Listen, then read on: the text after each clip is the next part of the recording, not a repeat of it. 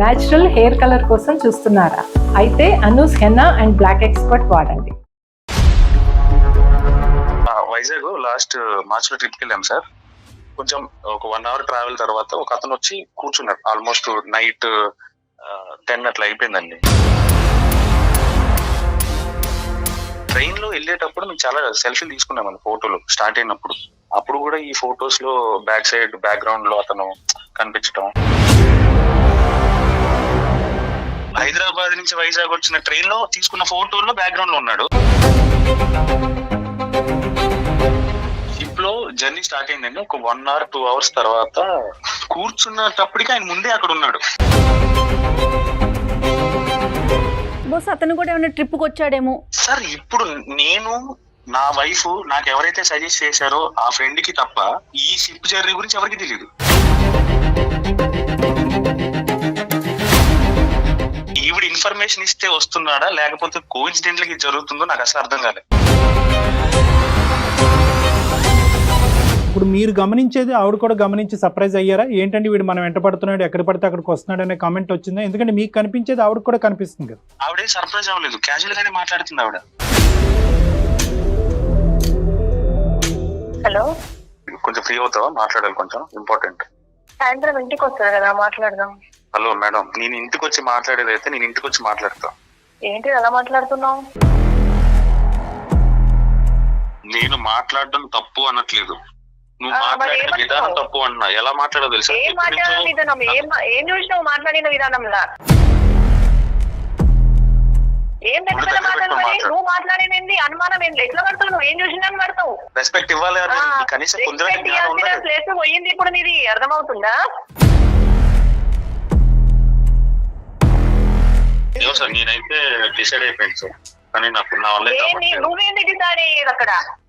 నువ్వేంది డిసైడ్? నేనే డిసైడ్ అవుతున్నాను. నేను ఉండను నీ ఎంబడి. చూసారా సార్? అందమైన జీవితం కార్యక్రమానికి స్వాగతం. నమస్తే కళ్యాణ్ చక్రవర్తి గారు. శంకర్ అని మనకు ఒక అతను మెయిల్ చేశాడండి. వైఫ్ అండ్ హస్బెండ్ మధ్య ఇష్యూ అండి. అది ఎక్కడ దాకా అంటే ఇద్దరం విడిపోదాం, ఎవరు బతుకు వాళ్ళు బతుకుదాం అనే దాకా వెళ్ళిందట. సో మనకి మెయిల్ పెట్టాడు. నేను ఒకసారి మీతో మాట్లాడిస్తానని చెప్పాను షోలో. హలో హలో, శంకర్ గారండి? అవునండి, నేను జయానండి, అందమైన జీవితం ప్రోగ్రామ్ నుంచి కాల్ చేస్తా ఉన్నాను. నమస్తే అండి. నమస్తే అండి. నమస్తే. నాతో పాటు డాక్టర్ కళ్యాణ్ చక్రవర్తి గారు కూడా ఉన్నారు. మీ మెయిల్ చెప్పాను, నేను బ్రీఫ్ గా చెప్పానండి డాక్టర్ గారికి. ఒక్కసారి మాట్లాడతారా? నమస్తే సార్. నమస్తే శంకర్ గారు. మీకు మ్యారేజ్ ఎంతకాలం అయింది? పిల్లలు ఏమైనా ఉన్నారా? చెప్పండి. మ్యారేజ్ అయ్యి 4 years అయింది సార్. ఓకే. ఒక 3 years బాబు ఉన్నాడు. 3 years బాబు. ఏం చేస్తుంటారండి మీరు? నేను సెల్ఫ్ ఎంప్లాయిడ్ అండి, నేను బిజినెస్ చేస్తాను. Okay, business. మీ వైఫ్ అండి? మా వైఫ్ హౌస్ వైఫ్ అండి. రైట్, ఓకే అండి. వైజాగ్ లాస్ట్ మార్చ్ లో ట్రిప్కి వెళ్ళాం సార్. ఆ వైజాగ్ ట్రిప్ లో మాత్రం నాకు బాగా విరక్తి వచ్చేసింది ఆవిడ బిహేవియర్.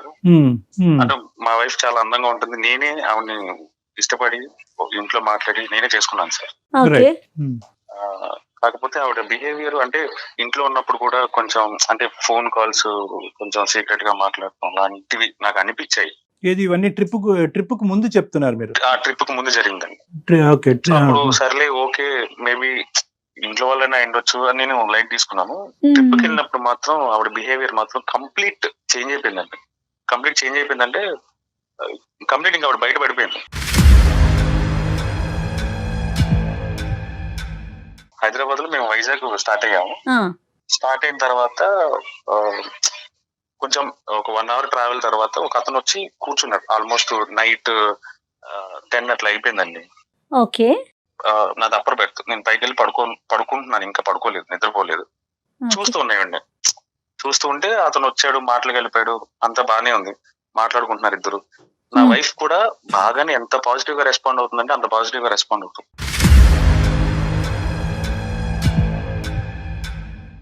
అంటే అడిగిన ప్రతిదానికి నవ్వుతూ ఆన్సర్ ఇవ్వటం, ఏదో చాలా రోజుల నుంచి చాలా సంవత్సరాల నుంచి వాళ్ళిద్దరికి ఆ పరిచయం ఉన్నట్టు అంత ఈజీగా మారుతుందండి ఆవిడ.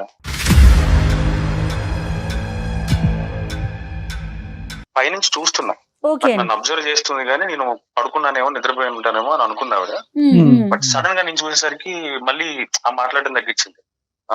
మీకు ఎందుకు అన్నట్టు మళ్ళీ బిహేవియర్ మళ్ళీ మారిపోయింది. ట్రైన్ లో వెళ్ళేటప్పుడు మేము చాలా సెల్ఫీలు తీసుకున్నాం ఫోటోలు స్టార్ట్ అయినప్పుడు. అప్పుడు కూడా ఈ ఫొటోస్ లో బ్యాక్ సైడ్ బ్యాక్గ్రౌండ్ లో అతను కనిపించడం. బాబుని కూడా తీసుకెళ్లారా, మీ ఇద్దరే వెళ్ళారండి? బాబుని కూడా తీసుకెళ్ళామని. బాబు నా దగ్గరే ఉన్నాడు. సో ఇతను మధ్యదారిలో స్టేషన్ లో ఎక్కడం కాదు, ఇతను వేరే చాటు ఉన్నాడు, మీరు పడుకున్నారని తెలిసేటప్పటికి మీ వైఫ్ దగ్గరికి వచ్చి లోవర్ బర్త్ దగ్గర కూర్చున్నాడు. అవునండి, అంతే కదా మీరు చెప్పొచ్చేది? అంతేనండి. సో మాతో పాటు ఇతను ఎక్కలేదు, బట్ ట్రైన్ లో తీసుకున్న సెల్ఫీస్ లో మాత్రం బ్యాక్గ్రౌండ్ లో ఉన్నాడు. ఈయన మేబీ అతను అక్కడే అబ్జర్వ్ చేశాడో లేకపోతే ముందే అబ్జర్వ్ చేశాడో నాకు తెలియదు. సో మీ సెల్ఫీలు తీసుకున్న సెల్ఫీలో మాత్రం ఈయన ఉన్నాడు. ఏం మాట్లాడుకుంటున్నారండి? అంటే ఎంతో కొంత మీకు వినిపించి ఉంటుంది కదా, వాళ్ళిద్దరి మధ్యన సంభాషణ ఏంటి? అంత ఫెమిలియర్ టాపిక్స్ ఏముంటాయి వాళ్ళకి? ఎక్కడి నుంచి స్టార్ట్ అయ్యారు అంటే, ఐ మీన్ జనరల్ గా ఫ్యామిలీ ట్రిప్, ఈయన ఎవరు, మీ హస్బెండ్, ఇలాంటి క్యాజువల్ గానే అడుగుతున్నాడు ఆయన. కాకపోతే ఈవిడ రెస్పాండ్ అవ్వడం మాత్రం చాలా రోజుల నుంచి పరిచయం ఉన్న మనిషితో మనం ఎలా మాట్లాడతామో అంత ఈజీగా రెస్పాండ్ అవుతుంది సార్. అతని వైపు నుంచి నార్మల్ గానే ఉన్నాయి క్వశ్చన్స్ అవి.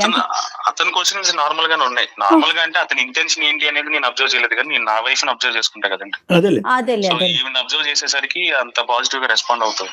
బేసిక్ గా నా వైఫ్ అందంగా ఉంటుంది సార్, చాలా అంటే చాలా అందంగా ఉంటుంది. అది నా ఒపీనియన్, నేనే ఇష్టపడి చేసుకున్నాను, అందంగా ఉంటది కాబట్టి.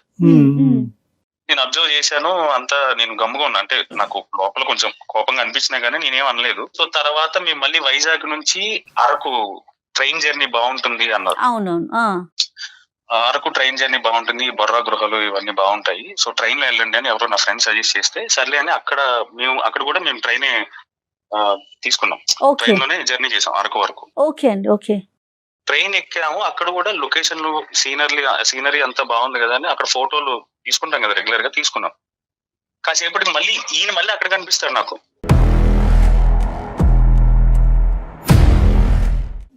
మీకు ఫోటోల్లోనే కనిపిస్తున్నాడు ఈ మనిషి, డైరెక్ట్ కనిపించట్లేదా? అక్కడ డైరెక్ట్ గా కనిపించాడు ఈయన ఫోటోల్లో. ఈ హైదరాబాద్ నుంచి వైజాగ్ వచ్చిన ట్రైన్ లో తీసుకున్న ఫోటోల్లో బ్యాక్గ్రౌండ్ లో ఉన్నాడు. ఇక్కడ డైరెక్ట్ ఉన్నాడు ఈయన, నా కళ్ళ ముందే ఉన్నాడు. బస్ అతను కూడా ఏమైనా ట్రిప్ కి వచ్చాడేమో. ఓకే, తర్వాత ఏమైందండి? వచ్చుండొచ్చండి, అతను ఒక్కడే వచ్చుండొచ్చు లేదా ఎవరితోనో వచ్చుండొచ్చు, నాకు తెలియదు. వచ్చాడు మళ్ళీ సేమ్ ఎక్కడికి, అరకు వరకా అంటాడు. ఈ ట్రైన్ అరకు కాక ఇంకెక్కడికి వెళ్తుంది అని ఈవిడ రెస్పాండ్ అవుతుంది అలా. అంటే పక్కన నేను ఉన్నాను కదండి, పక్కనే ఉన్నాను కదా, రాత్రి అంటే పడుకొని ఉన్నాను, సో కొంచెం పాజిటివ్ గా రెస్పాండ్ అయి ఉండొచ్చు. ఇప్పుడు నేను పక్కనే ఉన్నాను కాబట్టి ఇలా రెస్పాండ్ అవుతుంది ఇవిడ. ఈ ట్రైన్ అరకు కాక ఇంకెక్కడికైనా వెళ్తుంది అంటే, అయ్యో అలా అని కాదు, క్యాజువల్ గా అడిగాను మిమ్మల్ని, మీరు కోపం వచ్చినట్టు మీకు, మీరు కోపంలో చాలా అందంగా ఉన్నారు అన్నాడు ఆయన.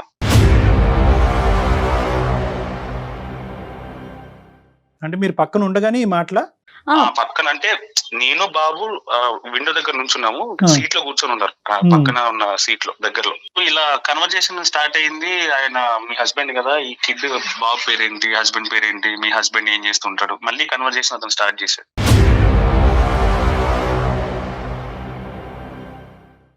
సరే మేము అరకు రీచ్ అయిపోయాము. రీచ్ అయిపోయిన తర్వాత ఒక చోట స్టే తీసుకున్నామండి, ఒక రూమ్ తీసుకొని.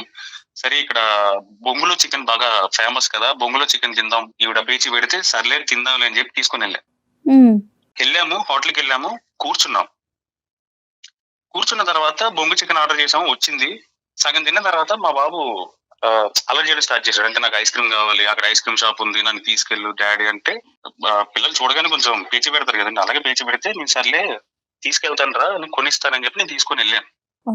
వెళ్ళి ఐస్ క్రీమ్ కొనుక్కొని రిటర్న్ జస్ట్ స్టార్ట్ అయ్యాను. స్టార్ట్ అవ్వగానే బ్యాక్ టేబుల్ మీద మళ్ళీ ఈయనే ఉంటాడు. ఇప్పుడు ఈవిడ ఇన్ఫర్మేషన్ ఇస్తే వస్తున్నాడా లేకపోతే కోఇన్సిడెంటల్ గా జరుగుతుందో నాకు అసలు అర్థం కాలేదు. లేదా ఇంతకు ముందే వీళ్ళిద్దరికి పరిచయం ఉందా, లేకపోతే ఈవిడికి, లేకపోతే దారిలో ఏమైనా ట్రైన్ లో గానీ రాత్రి జరిగిన కన్వర్జేషన్ లో గానీ కాంటాక్ట్స్ చేంజ్ చేసుకోవడం ఇలాంటివన్నీ జరిగాయా, లేకపోతే ముందే ఉందా నాకు తెలియట్లేదు.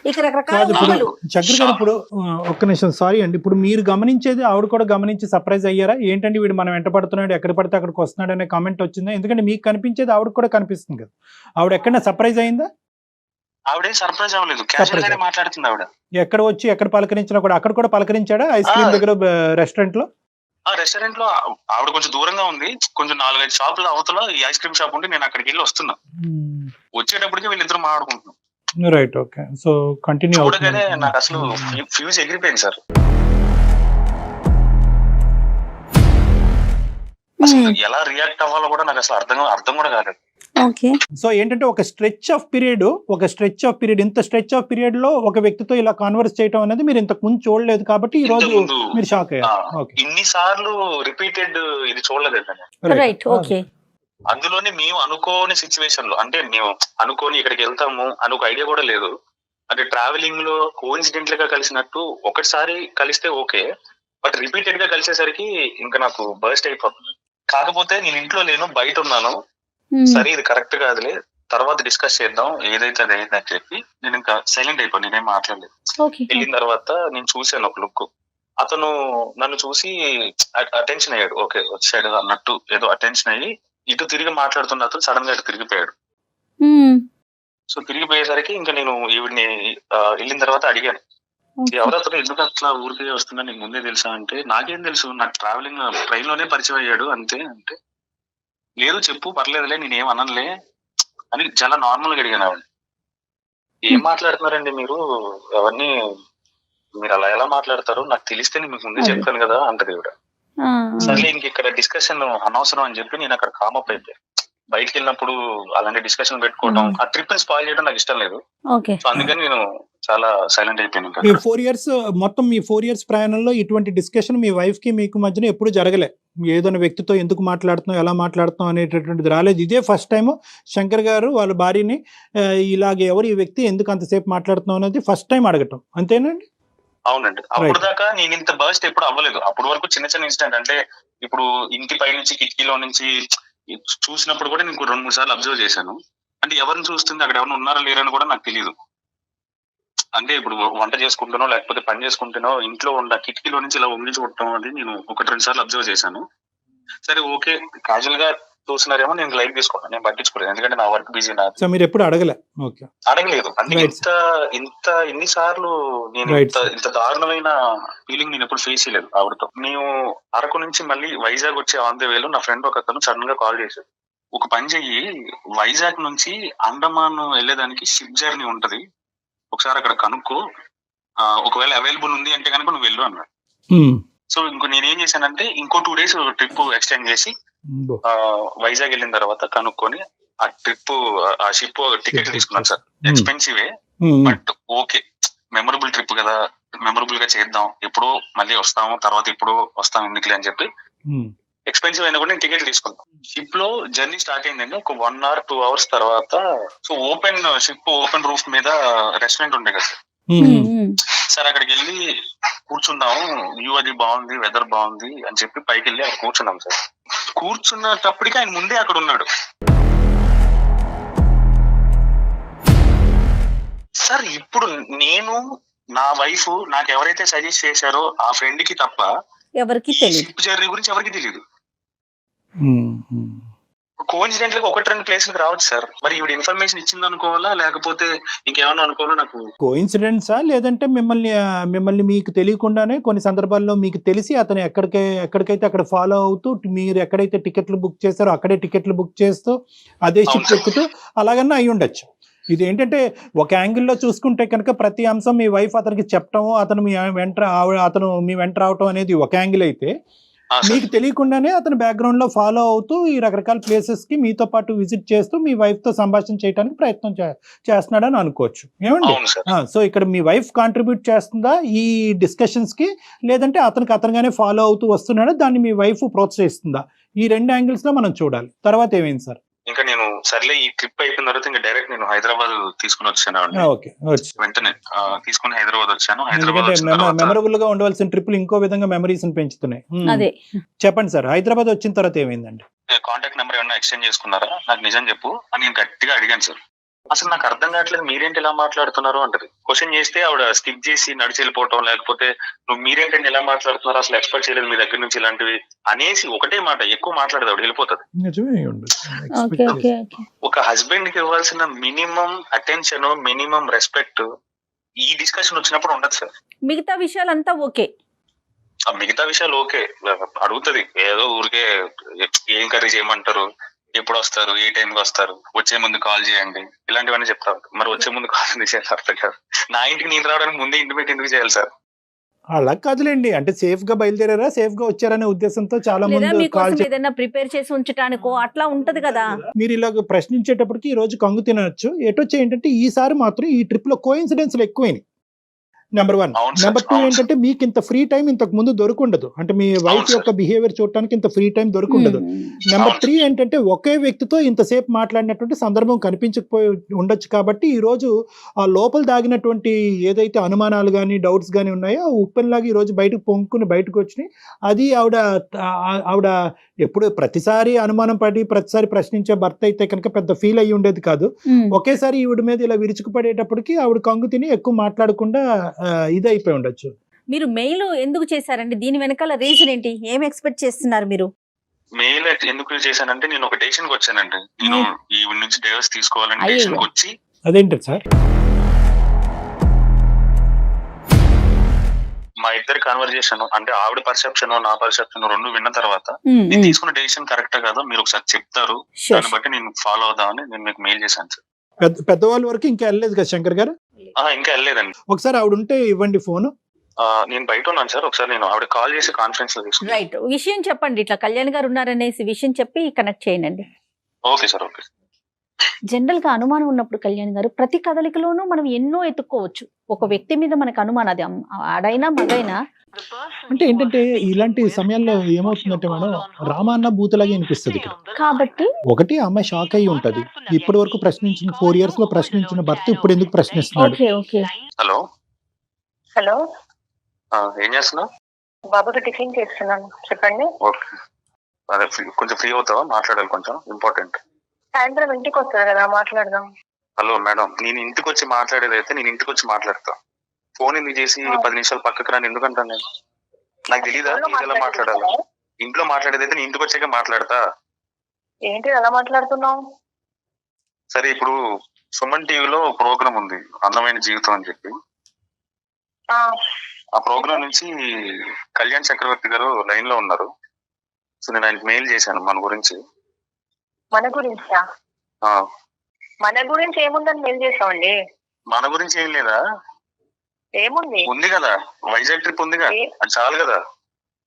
ట్రిప్ గురించి చెప్పడానికి కాల్ చేసావా? అక్కడ ట్రిప్ గురించి అని కాదు, మన ఇద్దరి మధ్య తర్వాత జరిగిన డిస్కషన్ లో నేను తీసుకున్న డెసిషన్ వాళ్ళకి చెప్తామని నేను వాళ్ళకి మెయిల్ చేశాను. వాళ్ళు ఇప్పుడు కాల్ చేశారు, మా లైన్ లో ఉన్నారు, ఒకసారి మాట్లాడు. నమస్తే అండి. నమస్తే, మీ పేరండి? సారీ, నేను జయాని మాట్లాడుతున్నా, అందమైన జీవితం ప్రోగ్రామ్.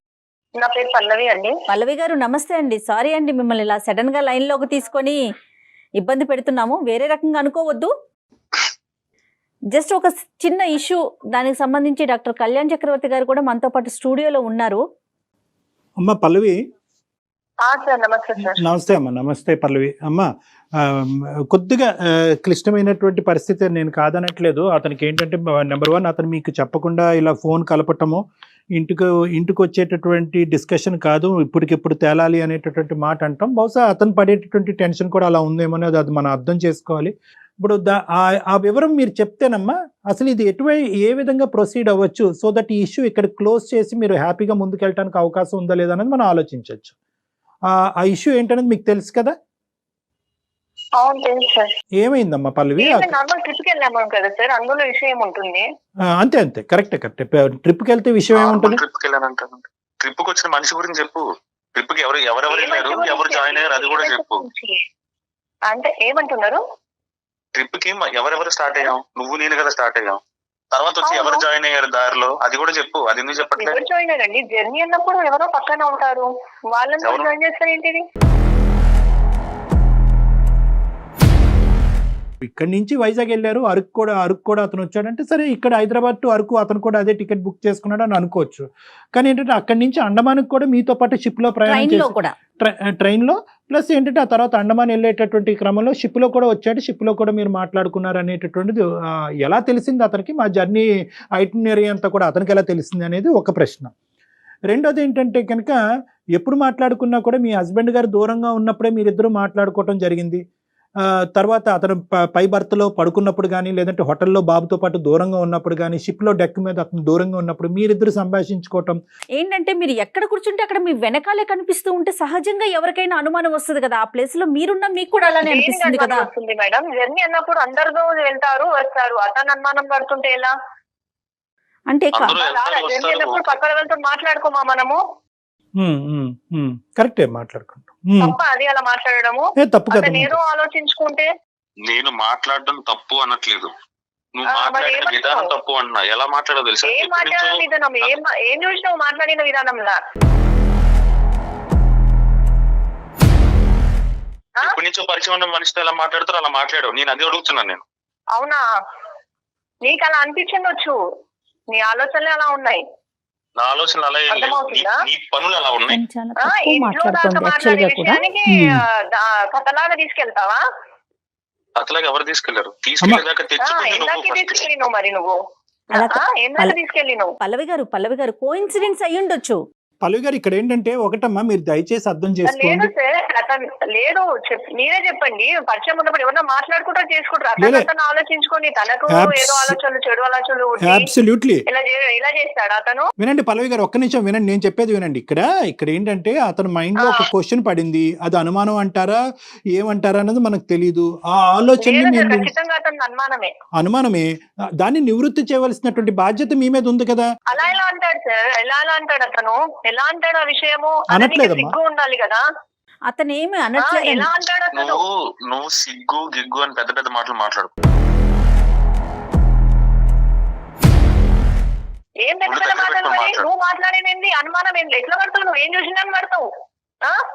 నేను మొగుండన్న జ్ఞానం వచ్చాడు ఉందా లేదా? అసలు జ్ఞానం ఉందా లేదా? మొగుడున్నాడు కనీసం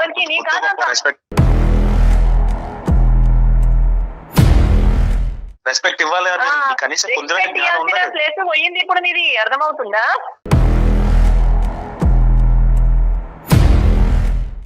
ఏ రోజైతే నువ్వు అనుమానం పడుతున్నావు, ఎక్స్పెక్ట్ ఇక్కడ పక్కనే జరిగింది. ఇప్పుడు జరగాలి నాకు జరగాల్సింది.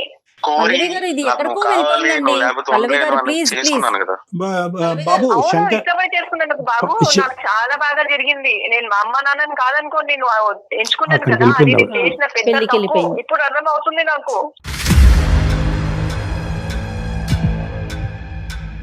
శంకర్ సార్ చెప్పండి సార్. ఇలా అయితే కనుక మనం ఏం కంక్లూజన్ కి వస్తాము? నువ్వు నా జీవితాన్ని చేసావు, నేను నీ జీవితాన్ని చేయటం కాదు. నువ్వు చేసినావు మనసులో అనుమానం పెట్టుకొని, నేను కాదు. చిన్న ఈ విషయానికి అనుమానం పడతారు ఎవరైనా?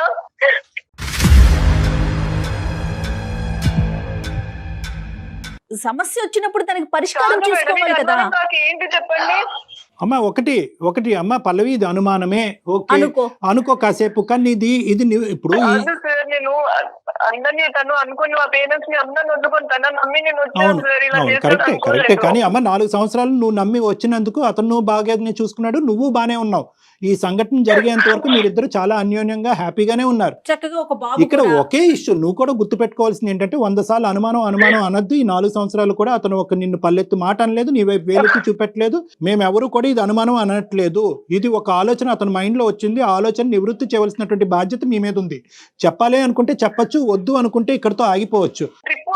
ట్రిప్ లో మాట్లాడినంత మాత్రాన ఇలా నా చేసేది? అమ్మ ఎక్కడికో తీసుకెళ్ళటం కాదు, వాస్తవానికి డివోర్స్ అనే పదం కూడా అతని నోట్లోంచి వస్తే అతని నోటికి మేము బ్రేక్స్ వేసి నీకు ఫోన్ కల్పించాం. మేము మంచి చేయడానికి ఏంటంటే అక్కడ నేను ఏం చేశాను మరి చెప్పండి, తనని చెప్పమనండి. మరి ఎప్పుడు క్వశ్చన్ రానటువంటి నీ భర్త ఈ రోజు క్వశ్చన్ చేసినప్పుడు విడమర్చి చెప్పేసేయండి. ఏం సంభాషించుకున్నారు, అతను ఎందుకు వచ్చేవాడు, ఎక్కడెక్కడ ఏమేమి మాట్లాడుకున్నారో అది చెప్పేసి క్లోజ్ చేసేసేయండి. అయిపోయింది. అది అతను నాతో ముందే పరిచయం ఉంటే ఇంటి దాకా రావాల్సింది, నేనేదో అతనికి నెంబర్ ఇవ్వాల్సింది, కంటిన్యూగా మేము మాట్లాడుకోవడం జరగాల్సింది. అతను ఏముంది ఇక్కడ అసలు? కరెక్టే నిజంగా ఆ దురుద్దేశం మీకు ఉంటే కనుక ఇవన్నీ జరుగుతాయి. ఆ మనిషి మనకి ఏదో ఒక రకంగా అయితే తనకు కనపడాలి కదా. ఆ జర్నీ మాటకే కనపడి వెళ్ళిపోవడం చెప్పండి. అవును అంటే అవును. ఇంటికి రప్పించే ప్లాన్ కూడా ఉందన్నమాట అయితే. అరే మీరు మళ్ళీ ఎక్కడికో వెళ్తున్నారండి. అదే ఉంటుంది నీకు శంకర్ శంకర్ అర్థం శంకర్ అవుతుందా? అది కాదు శంకర్, అది ఇప్పుడు చూసారా మీరు ఇప్పుడు మాట్లాడుతున్న మాటకి ఇంత పెద్దగా ఇప్పుడు ఆ చేస్తున్నావు. అమ్మాయిని మనం సానుకూలంగా ఫ్లెక్సిబుల్ గా అమ్మాయి చేత సమాధానం చెప్పించాలని అనుకునేటప్పటికి మీరు ఒక నెగటివ్ గా మీరు మాట్లాడుతున్నారు నెగిటివ్ గా ఏంటంటే లేదు ఇంటి సార్, వరకు వచ్చే మీరందరూ అనుమానిస్తున్నారా సార్? నేను ఏదో నెంబర్ ఇచ్చానని అనుకుంటున్నారా? చెప్పండి. ఒక ఆలోచన అమ్మ లేదు. ఒక ఆడపిల్లని అలాగా తెలివి తక్కువగా ఒక ఆధారం లేకుండా మేము అలా పరువు తీసేటటువంటి స్టేజ్ కాదమ్మా ఇది. దయచేసి వినండి ఇక్కడ ఏంటంటే అతను అలానే మాట్లాడుతున్నారు కదండి, విన్నారు కదా మీరు? కాదమ్మా అక్కడ అమ్మ రెండు అంశాలు. అలాగే మాట్లాడుతూ ఉండేవాడు 4 years బట్ అంటే అది వేరే విషయం. ఈ ఒక్క సంఘటనలోనే అలా మాట్లాడుతున్నప్పుడు మీరు ఏమనాలి, ఏంటంటే ఎప్పుడు ఆలోచించిన విధంగా ఇలా ఆలోచిస్తున్నారు, ఏబిసి అంతే అని చెప్పేసేయండి, అయిపోతుంది. నేను వెళ్ళిన దగ్గరికి అతను అనుకోకుండా వచ్చాడు సార్. అట్లా Right. వచ్చినప్పుడు అతను ఏదో అక్కడ Agree. బొబ్బుల చికెన్ దొరుకుతుంది అన్నాడు సము. ఆ Agree. విషయంలో నేను అక్కడ మాట్లాడుతున్నాడు, అతను అక్కడనే నిల్చొని ఉన్నారు, పక్కనే ఉన్నారు కొంచెం Okay, డిస్టెన్స్ లో. అక్కడ మాట్లాడము. మళ్ళీ షిప్ లో వెళ్ళినాక కోయిన్సిడెంట్ గా మేమున్నాము, అతను వచ్చాడు, అరే మీరు కూడా ఇక్కడ అన్నారు. నేను కూడా అవును మీరు కూడా వచ్చారా అన్నాను. రైట్, అలాంటివి కొన్ని అనుకోకుండా జరిగిన విషయాలు సార్ ఇది. అయిపోయింది. క్లియర్ కట్ గా అతనికి ఒకసారి చెప్పండి, ఈశ్వర్ క్లోజ్ చేసుకోండి. శంకర్ అప్పుడు శంకర్ని అడుగుదాం నమ్ముతాడా లేదా అనేది. ఇంకా నేను అసలు మాట్లాడదలుచుకోలేను సార్. నేను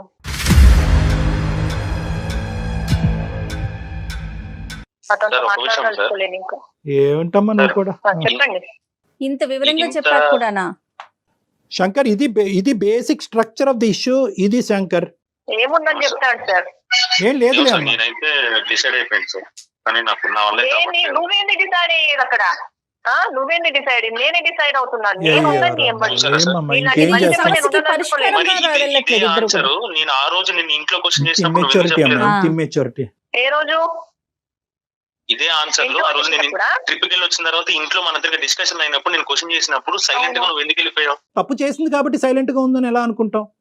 నేను ఒక మనిషి మాట ఒక టోను విన్న తర్వాత బాగా అసెస్ చేయగలను అనేటటువంటి నమ్మకం నాకు ఉంది. మీకు ఒక బిడ్డ ఉన్నది, దయచేసి జీవితాన్ని బాబు ఉన్నాడు, బాబండి బాబు ఉన్నాడు, బాబు సార్. దయచేసి ఈ చిన్న బాగున్నాడు సార్. ఇది అతి చిన్న, ఇంతకంటే అతి చిన్న కారణం అంటూ ఏది ఏది లేదు. ఉండదు. ఇంత భయంకరమైనటువంటి కారణాలకి మీరు విడాకులు తీసుకుంటే కనుక ప్రపంచంలో భార్యాభర్తలు ఎవరూ కలిసి ఉండరు.